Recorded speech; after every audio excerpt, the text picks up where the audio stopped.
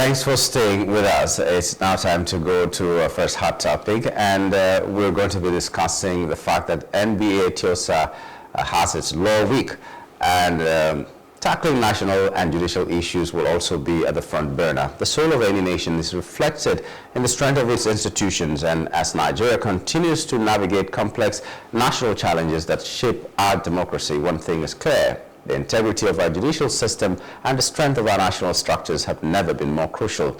One question that echoes across the country is, where does justice truly stand? With the Nigerian Bar Association marking its NBA week, the judiciary sits at the heart of every major decision shaping our collective future. And today, we're asking the tough but necessary questions about the legal, the political, and the moral dimensions of our national challenges. This is a conversation about accountability and action to drive civic engagement and foster dialogue around justice, security, and governance. Our guest this morning is OLANREWAJU Obadina, Chairman, NBA ETI-OSA Branch Lagos. Good morning and welcome to the program. Thank you, host. Okay. You're having your NBA week. Tell us about the theme and the reason why you chose that theme, first of all. Okay, thank you. Like you rightly said, my name is OLANREWAJU Obadina. I'm the chairman of Nigerian Bar Association ETI-OSA Branch. And I want to believe that prior to now, you might be very acquainted with Lagos branch, Ikeja branch, Ikorodu branch, Badagry branch, and Ekwe branch, which has been the one in existence. And graciously, last year, precisely February, the National Executive Council of Nigerian Bar Association, under the leadership of our former president, Yakubu Shonoko Mikiao, the ETI-OSA branch was created.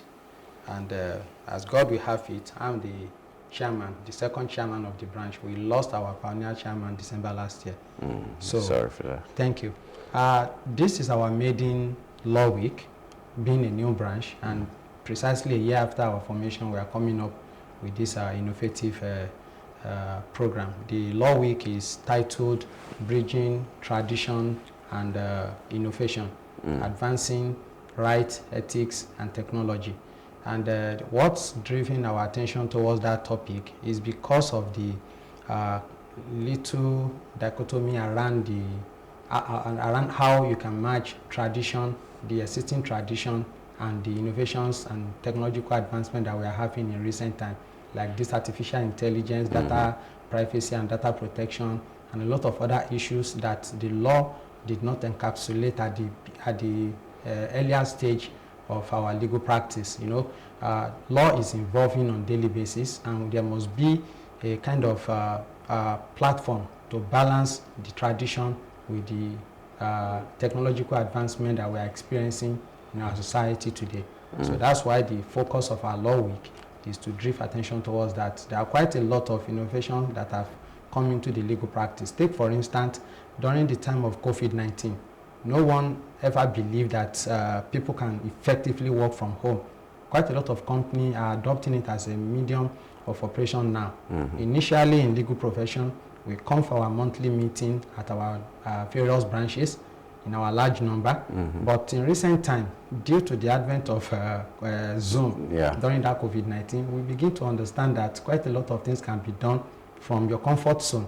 So a lot of lawyers do join the meeting from their home or their offices, and also some court matters are being taken virtually now. Some people might be in the comfort of their home or office, even abroad, and they will be taking up on certain matters. Maybe during the trial, they can do the examination in chief or being cross-examined by the other counsel. So those are the things that preempt our thoughts towards that direction, that let us see how we can bridge tradition with the innovation, taking into cognizance the right, the ethics, and the technological advancement. So what are the significant, the marked differences that we are going to see after this? Because this is like a time to refresh, a time to come back and use that as a springboard. So what significant improvements are we going to see in the legal profession, especially as it concerns Lagos? You've said that ETI-OSA was just founded, was just graciously created last year. That means you have more of these sections in Lagos. So what significant improvements are we expecting in Lagos, and especially at ETI-OSA? Like I said, the focus of our law week is to see how we can bridge the gap between tradition and innovation. Yeah, so what are the plans towards that, towards achieving that? Yeah, when you look at the faculty that we assemble towards this event, you will give it to us that something big is coming out of it. We are having our keynote address to be delivered by Dr. Muiz Banere. Anyone that knows Dr. Muiz Banere, we know that he's a renowned scholar that has, stand the test of time and has been able to contribute meaningfully to the legal profession. So after the inaugural speech by Dr. Muiz Banere, we have 3 panel sessions that will be anchored by different individuals that have, proven themselves in this career. We have Professor Abiola Sani from University of Lagos. Abiola Sani, SAN, Senior Advocate of Nigeria, is coming to talk about the artificial intelligence. And then we have our guy, Solomon Okedara, who is a data protection expert. He's also coming to do justice at that event. And this our boss from Abuja, Mr. Omotola Atoyebi, SAN, is also a renowned scholar in the area of new technology as it relates to ethics and the rule of law. So he's also coming to do justice at that week. And we're not just only looking at bridging the tradition and the innovation. We are also taking into cognizance some other issues that affect the society. On the second day of the event, we'll be having a security summit that we bring together all the key players in the security architecture of Lagos State. The Commissioner of Police of Lagos is coming to be one of our panelists. The Commandant of Bonny Camp, that 65 Battalion, is also coming to be one of the panelists. The State Director of DSS in Lagos is part of people that are coming for that event, and also the Commandant of the NDLA in Lagos. Then the Oba Oniru has been designated to be one of the panelists representing the community, the Oba in Council. And why are we looking at this? The advent of this technological innovation has brought about a lot of lapses, some issues that are not conceived at the beginning when this security and technological advancement were being thrown at us year in, year out. So a lot of them are creating a lot of gaps that we need to bridge, and that's why we are tilting towards that direction. Yeah, because I was concerned about how you're going to achieve what you're talking about, because sometimes, okay, let's just leave that a little bit. How much is your influence on the way, for instance, Lagos State is governed? Because sometimes when we think about the 3 arms of government, the judiciary is always the confidence of the people in the judiciary to influence how we are governed and how things are done rightly has waned a little bit. What are you doing to rebuild that confidence? We are trying our best. I want to assure you that Lagos State as a state values the contribution from the judicial sector, which the Nigerian Bar Association is an integral part of it. All the bar chairmen in Lagos have a medium through which we meet within every quarters of the year to appraise the judicial issue in Lagos State at the office of the Chief Judge of Lagos State, Justice OLANREWAJU Obadina. We always come together. We have it's a forum called Bar and Bench, where the bar will meet with the bench to take a closer look at what have we achieved, what have we done differently, where are we lagging behind, what do we need to do to advance the cause of justice in Lagos State. And part of this gathering, we have the Attorney General of Lagos State constantly being at that meeting, and the essence of it is to bring the executive arms of government closer to us to understand where we are having challenges in executing justice in Lagos State. And I believe strongly that every state of the federation have a huge respect for their legal entities. All the all the associations of lawyers across all the state of the federation have a robust relationship with the state architecture. What are some of these challenges that you face that you discuss with the executive, for instance? Majorly, we have consistent issue of violation of abuse, human rights abuses, violations and human rights abuses, and we take it up to them to let them know that the law is made for everyone to obey, and there is no way you will create a system and you will now have all manner of how do I call it, executive order that will frustrate us from implementing some of those things. Like if okay, you were asking me about the challenges that we are encountering. The other time that the people wanted to riot or probably come out to protest against the hardship in the land, yes, the apprehension in the mind of the government to a large extent can be reasonable, but that is not to take away that right that is expressly provided by the Constitution. Freedom of movement and freedom of speech. People should be allowed to talk. People should be allowed to express themselves freely. So if you are now coming as a government to frustrate them in achieving this, to a large extent, you are kicking against the tenet of the Constitution that is the ground norm that uphold the country. Everything we do is centered on it, and when you are now violating the same Constitution that you are supposed to protect, then the legal arm of the system will definitely revolt against that, and we are trying our best to ensure that we do that at all times. Okay, Lagos may be small, but the population speaks otherwise. The population is more than so many states that have the landmass and all that. So administration of justice is also a problem. And some people say part of the problem is a problem of infrastructure.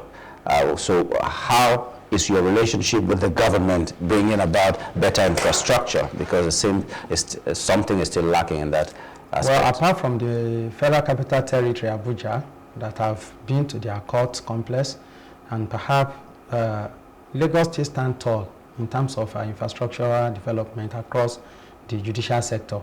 After leaving your studio today, I'm going to Tapa area of Lagos Island, Sura, where we are commissioning the commercial division of our Lagos State Judiciary, and that is an innovation. The NSAS created the problem at the initial stage. Some of our court complex were set ablaze.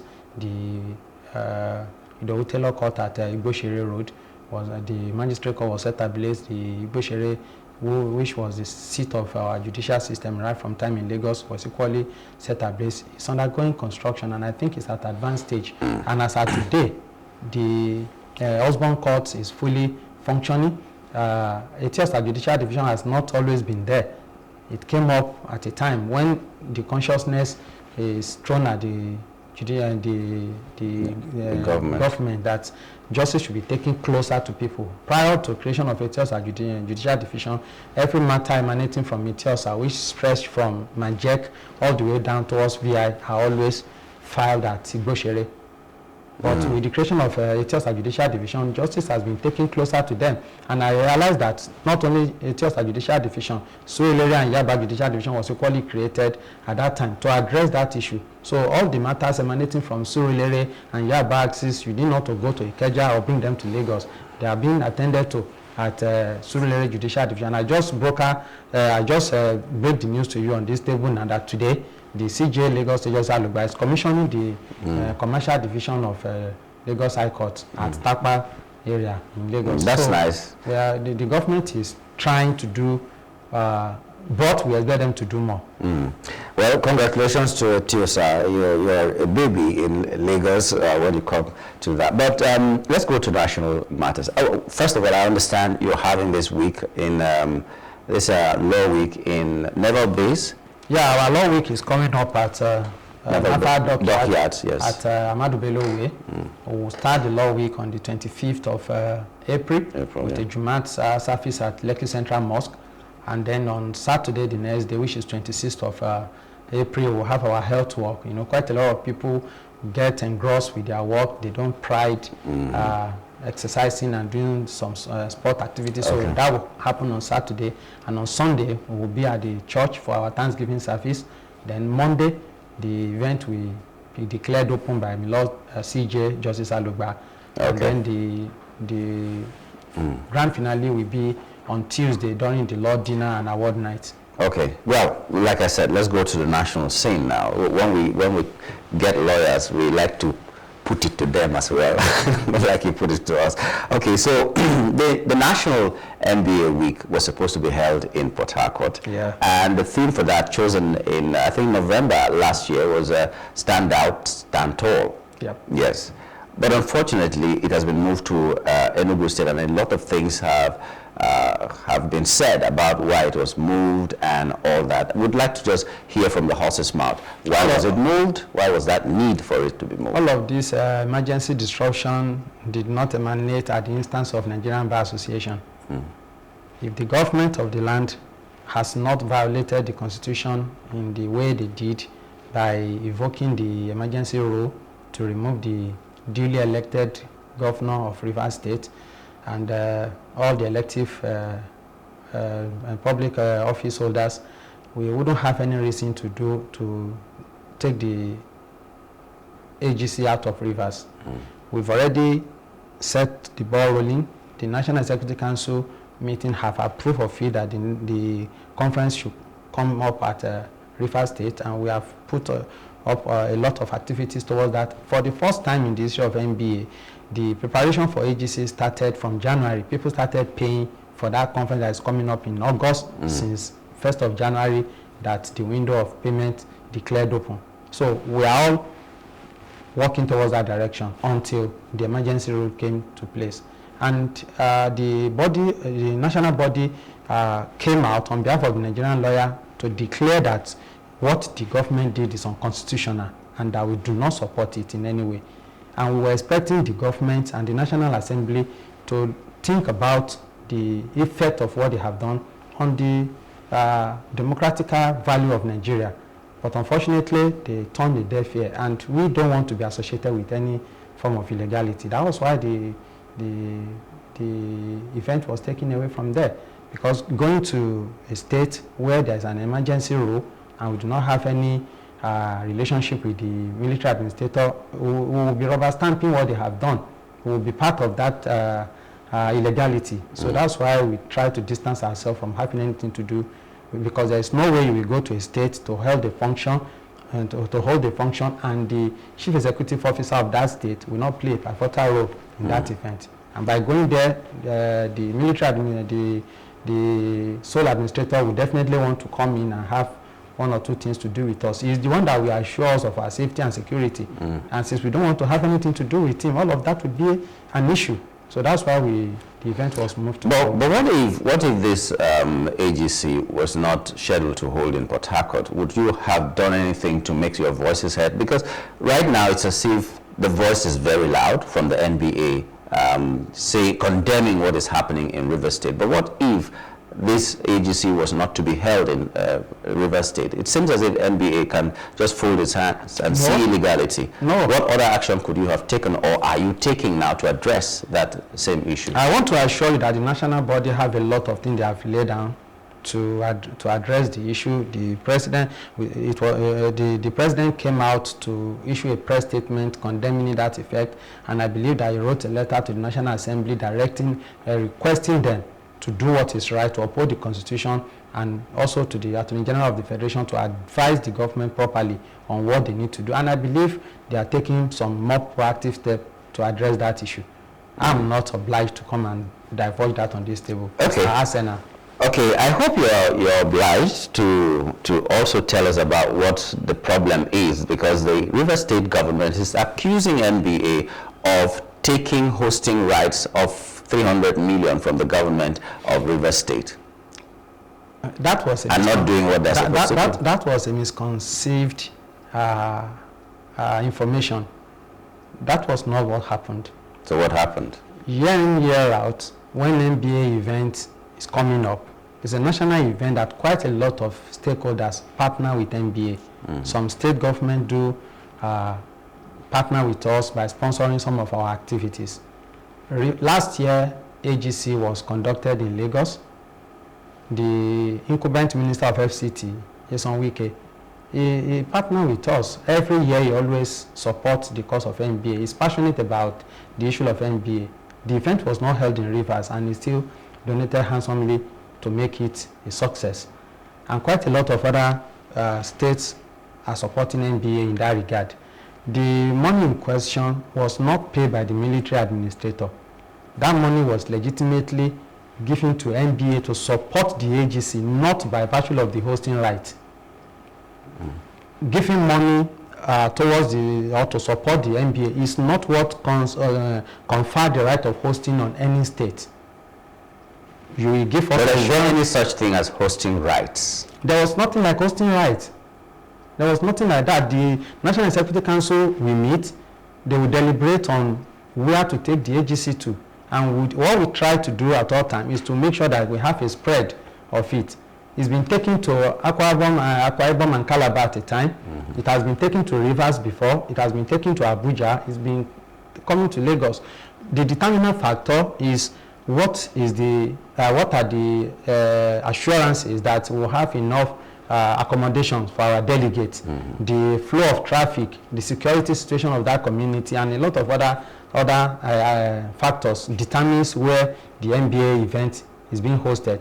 You can agree with me that Lagos is always a destination to go because all the facility abound in Lagos. So it's not an issue. Anytime the hosting became a subject of deliberation, that where are we taking it to? So Lagos, Abuja was always feature on our radar. And I do not think that the money in question was purposely because we want to host our conference there. The government is just supporting us as at that time. Oh, that's serious, because it was an allegation that everybody was looking at and saying, oh, even the judiciary and all that. But in rounding off, we'd like to know, by way of emphasis, what Nigerians are expecting. When you go for this AGC, you go for your law week, and I'm sure Justice having theirs, so many other places are having theirs at this moment and all that. You're going to rejuvenate yourself to become a better judiciary for Nigerians. So what are these innovations, and how much confidence do you think Nigeria can put on the judiciary now, having lost a little bit of it because of the abracadabra that has been happening in the judiciary? You see, in every profession, there is always the need for you to come together, to brainstorm, find out how well you are doing, and what you can do to better what you have been doing before. And that's exactly why a lot of people gather together, either at the branch level or at the national level. And you will have heard about IBA before, International Bar Association. So that means that we do not limit the need for us to seek for more knowledge, have more interactive sessions to network among ourselves, to know what is happening at the other end of the world, for us to be able to incorporate them into our own affair, to Nigerian factor alone. We go as far as having West African Bar Association. So we do the African charter of it, and also the international level. So the whole essence of this is for people to come together to take one or two knowledge, as in new innovations, out of what they have come to learn. Like today, now that I came to your studio, you don't know about what transpired on the issue of the money given to NBA. What is there at the general place is that, oh, they collected money because they wanted them to host, and now they are not refunding the money back. So I've been able to educate you that the money is a contribution towards that event, not as a result of giving them hosting rights.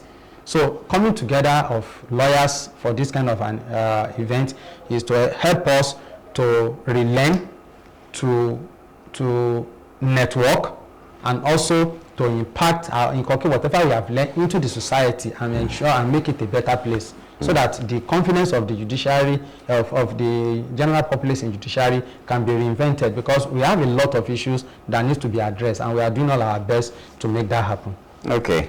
Well, congratulations once again to the ETI-OSA branch of it. You are 1 year old, and so happy birthday, as it were, so to speak. We do hope that administration of justice will take a better turn now, and people will have more confidence.